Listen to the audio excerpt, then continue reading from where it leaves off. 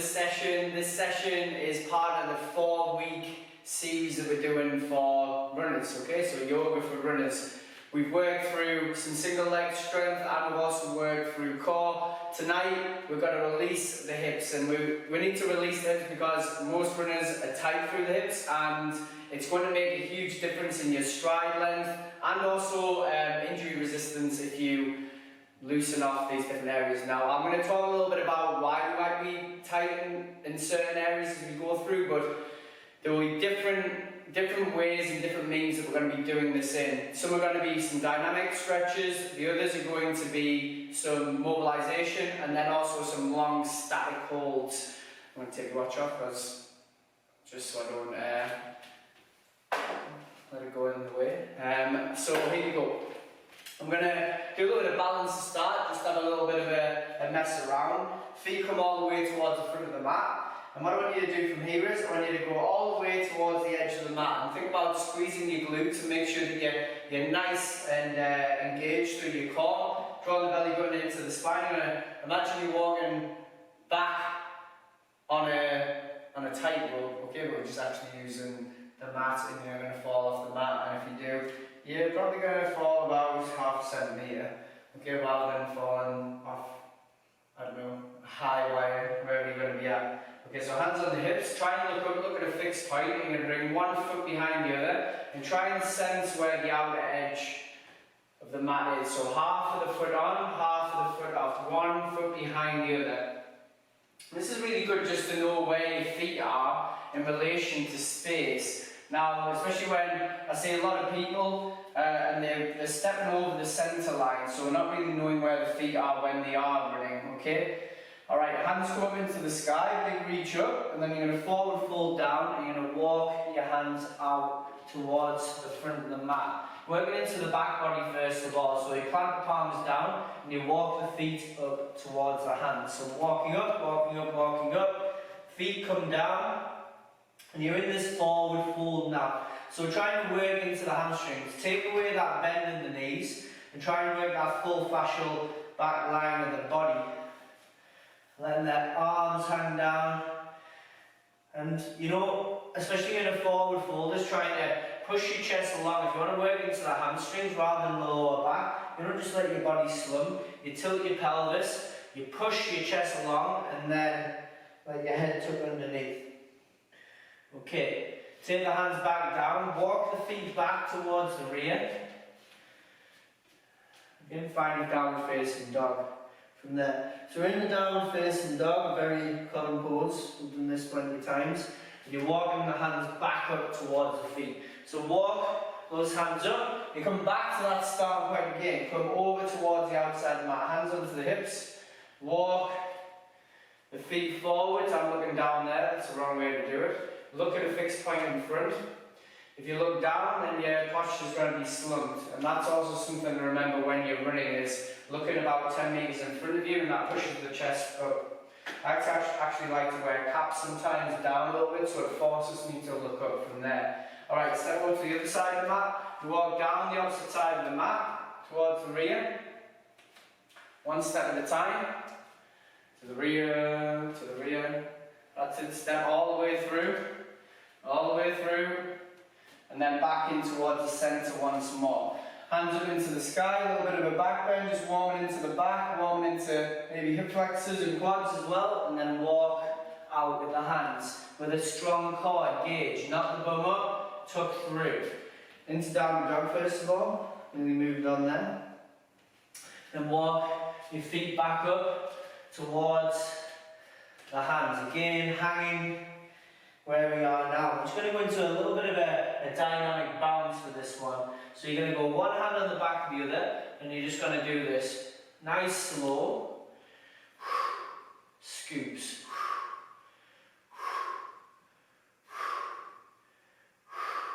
So out with the breath as you go down. Out with the breath. And again, pushing on the chest. You see how I've actually got my head up there, I haven't got my head down. I'm trying to work into the hamstrings here. So trying to flatten my back off. There's a little bit of a rounding through my lower spine, but that's fine, we're all good. Okay, and then raise up into the top again. Big reach reach up as far as you can, and then back down towards that centre. Sit your bum down. I'm going to mobilise through the hip a little bit here now. So pick up your bum cheeks, find the seat bones there, ground down into the floor, turn the toes up. Bring your hands down by the side, so into Dandasana. Your shoulders roll back, squeeze the shoulder blades together and down, and as if you're sort of like trying to lift your bum off the floor slightly, but don't do it. And then, keeping that same postural position, just take your left foot onto your right thigh. I'm just going to give that a little bit of a wind up and down. And now starting at the mid of the thigh, so where this left foot is, place the foot into the mid of the thigh, press down and back up, and then shunt it along towards the top, just below the knee. So we're trying to mobilise it from different angles pretty much. Pushing up and pushing down, up and down, up and down. Now see, if you can, pull it all the way into the groin from here, and then that's why I get the most mobility when it's further up towards the groin.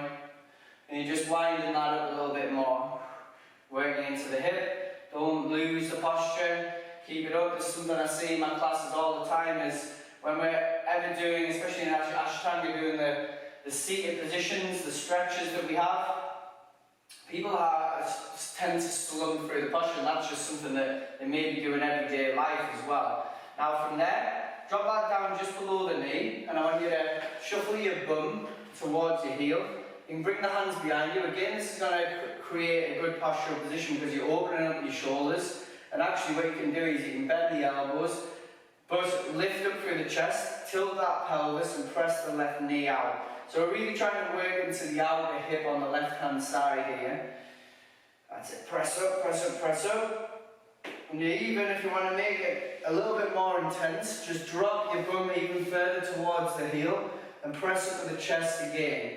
Press up through, inhale, exhale, press the knee out a little bit more, draw those shoulders back, make sure you have that full engagement going on here.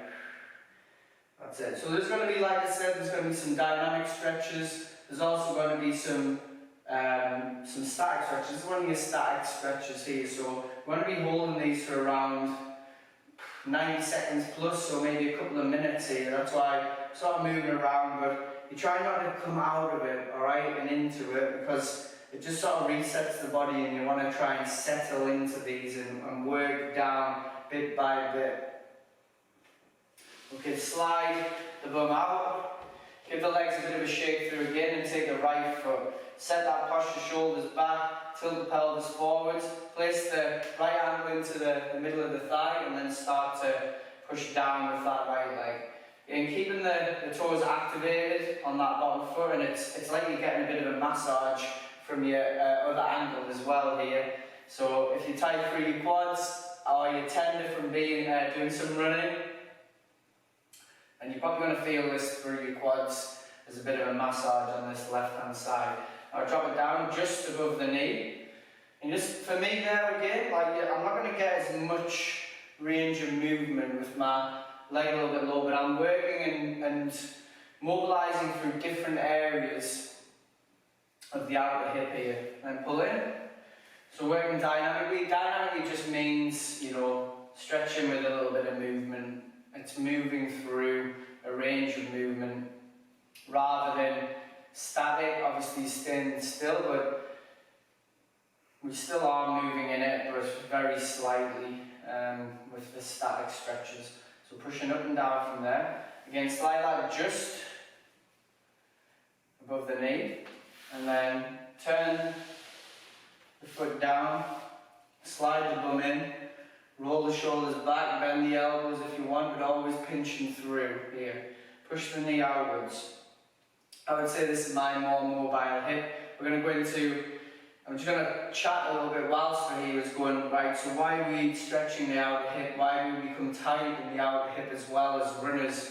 Now, one of the main things I see is that a lot of runners do not work any conditioning through the side of their body. And if you don't work conditioning, you know, working your planks, working your glute, your side planks, you're not working through your glutes, your glute med, rather than the glute max, or these muscles on the outer hip which support and stabilise the pelvis. If you're not working them and you're not conditioning them, they become really tired quickly. And when they become tired, then they become grumbly and tired, and then they become tight as a result of that. So being able to stretch these off, but also don't forget to strengthen through the outer hip, and this is probably somewhere that we will look at in the next session of trying to isolate. You want to shrivel your bum down a little bit further, but still pressing up through the chest, and do that. Press that knee out towards the side. And breathe.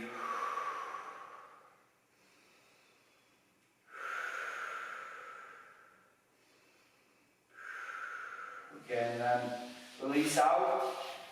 Maybe feel that through your wrists and feel it through your hands as well.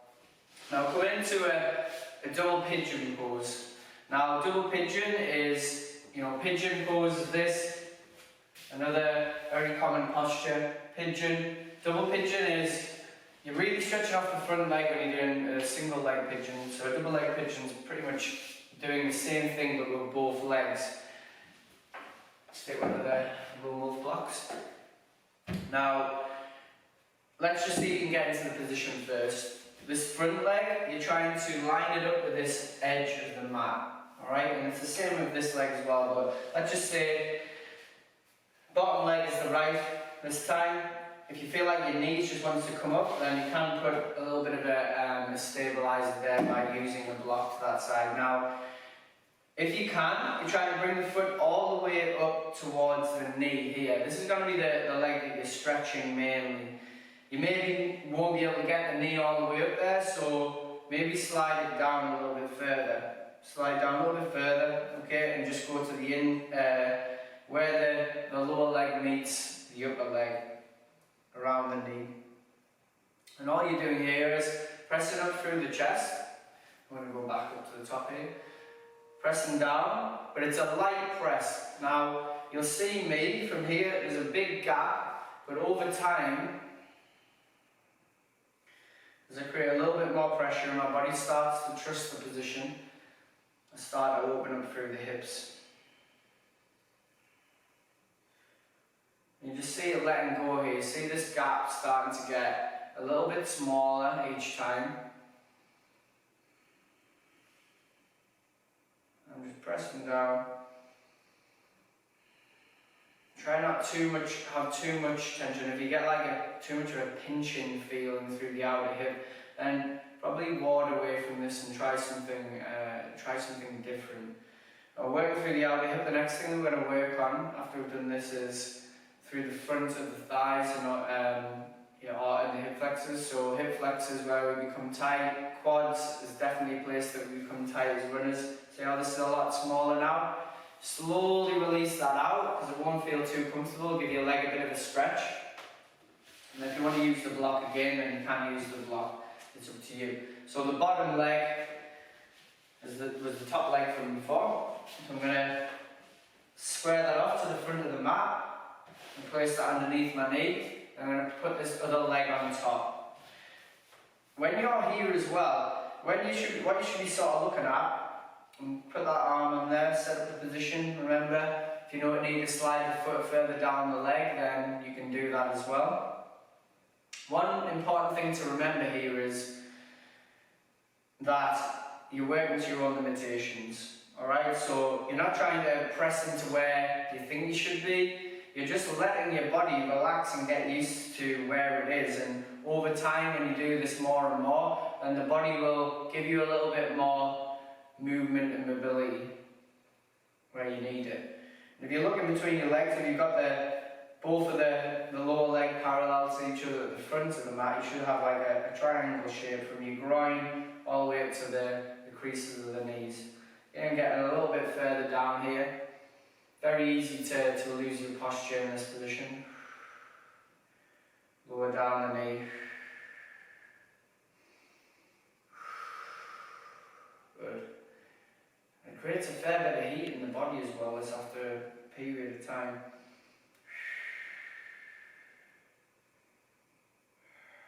few more breaths. Start to, every single breath in and out through the nose, just allowing this relaxation, central nervous system dampens down. You start moving deeper in towards the muscle. Alright, back out of there again. Give the legs a shake through. You pop the block off towards the side again. And then we're going to do another step towards the front of the mat. Wait, and he fell over.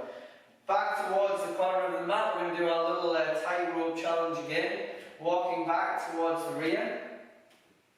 That's it. Engage through the core. I'm going to lose my balance there. Squeeze through the glutes. That's the important part. If you don't have your glutes on, it becomes a lot more of a harder exercise to do. Back in towards the centre.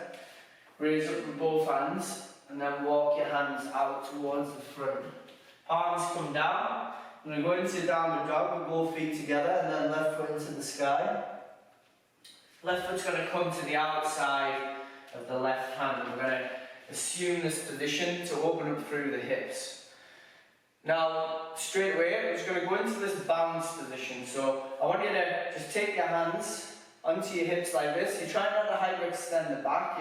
You're trying to find this happy medium of being able to, be able to feel it through your hip flexor and your quad on the back leg, but at the same time, not pulling back like this, again, feeling it through your lower back. So you can lean the body forwards. I actually like to take my hands on my bum and just start to create this bouncing motion here. So dropping down through the right hip and back up, down and back up, raise and lower. Every time you go in to the stretch, you breathe out. Both hands down towards the inside, plant the thumbs to each other, spread the fingers apart, tuck the back toe, and then again here. And you're trying to, as you drop through the hips, you're lifting up through the chest, and you're trying to keep that back leg as activated as you possibly can. Now you should be definitely feeling that moving into the hips now. We're not done here, we're not finished in this position. Lift up through the chest. And now drop down with the knee towards the rear. Bring yourself up. I know it feels a little bit tasty at this moment in time, but this is where the progression lies. Now, taking your hands onto your bum and a more of a static stretch for about 30 seconds, pushing the hips down. You're feeling them open up now. The next stretch is probably going to be the worst one for a lot of people. I wouldn't say worst, I'd say best, to be honest with you, because we want to release the body where we are now. You're going to take that right hand down to frame the left. And if you can, I want you to try and grab this back foot. Now if you can't do that, that's a sure sign that you're maybe not used to doing something like that, and also you may be tight through your quads. I'll show you an alternative for this in a second, but if you can get here, you grab it onto the ankle and you turn the toes down, you're pressing your right hip down into the floor. And you can twist through like this, so twisting up towards the left hand side, where the front knee is here, the left knee. You're pressing up towards the sky. I feel a lot of heat in the body here, but you're still trying to drop down through that right hip. Now if you feel like this is too much, what you can do, is go against the wall. So you're propping your foot up against the wall. Imagine my foot's just propped on the wall there, toes on the wall and that back leg. And I'm just staying in this position. Because for a lot of people, they can't actually reach that back foot. That's it, turn it towards the left. Okay, release off. This is going to feel tender coming out. Tuck the back toe and right foot up towards the left. Let the body hang.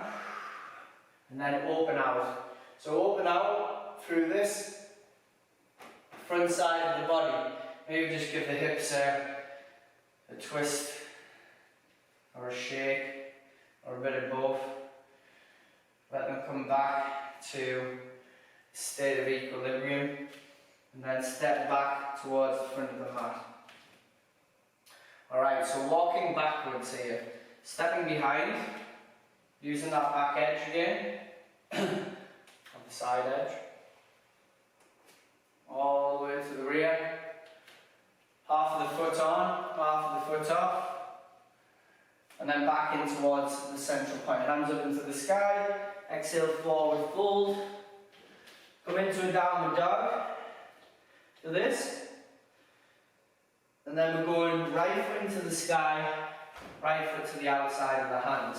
And we come into the same sequence that we've just done. So we raise up, and we start to come into a bit of a bounce. So hands onto the hips, maybe leaning the body forwards if you need to. The weight should be through that heel on the front foot, and you also don't want to have the knee protruding over the ankle. So dropping down, coming back up. Great one to open the hips up. Like, why do we become really tight through our quads? We become tight through our quads because a lot of people are quad dominant, right? But there's a lot of quads involved in running, so especially if you're running downhill.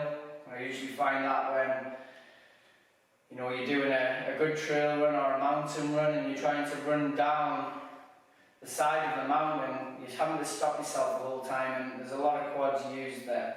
Hands down to the inside, but if you're a heel striker, you're probably going to use more quads as well. So see where you are tight. Am I tight through my hamstring? Am I tight through my quads? There's numerous reasons why you can be, but that's what I usually find. People are tight through the quads a lot. People who are heel strike, or they spend a lot of time in contact with the floor. Which when you go a little bit slower, then you're going to spend more time, you're going to have to take more absorption through the lower limbs. Lift up through the chest again, back and forth, dropping down through the hips. Obviously come back into the same stretch here, so we come up, place the hands onto the bum, lower the hips down, press down, down, down. Feel that stretch through the left hand side. Like I'm sweating here just from doing this. This is the surest sign that there's some tension getting released. Heat is good. Heat is very good. And you're just trying to cool that away with your breath. You're trying to slow the breath down. You're trying to allow this cooling effect to occur. One more breath.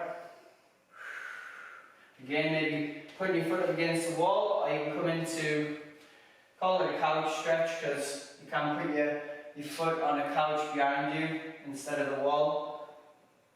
Twist up towards the sky, press the left hip down into the ground, twist upwards, pull that right shoulder back if you want to, press that left hip down, breathing in and out, twisting up, inhale, exhale,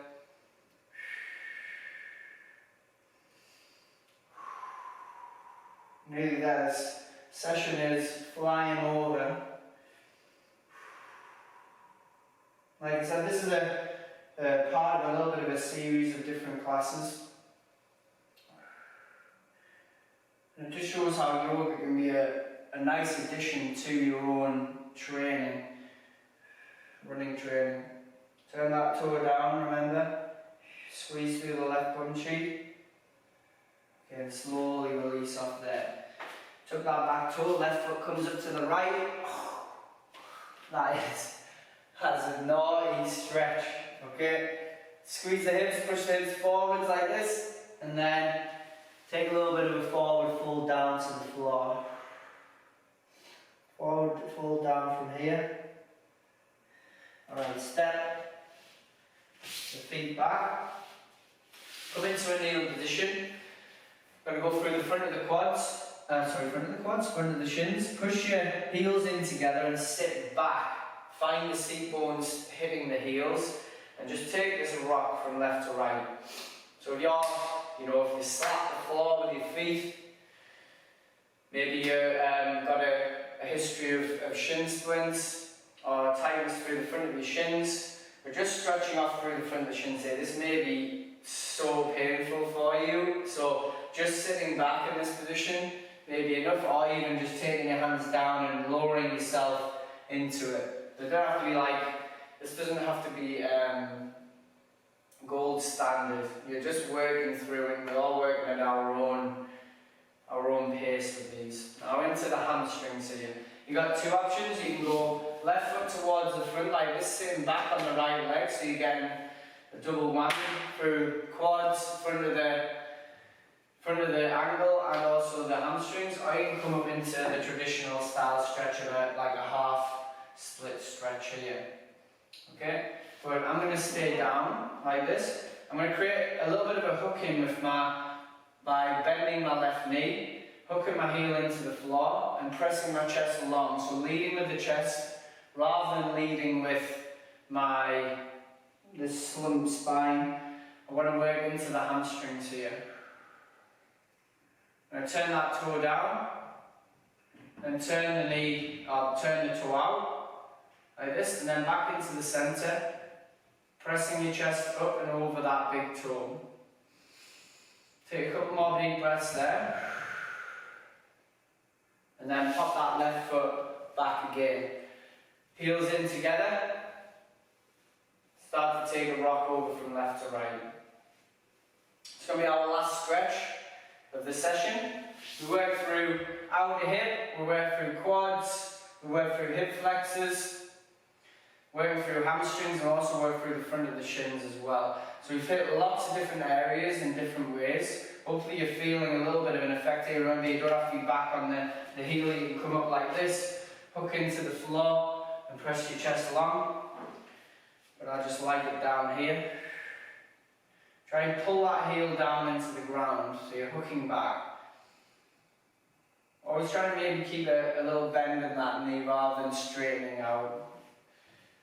That's it, hook in, press the chest up. Okay, bring both knees back.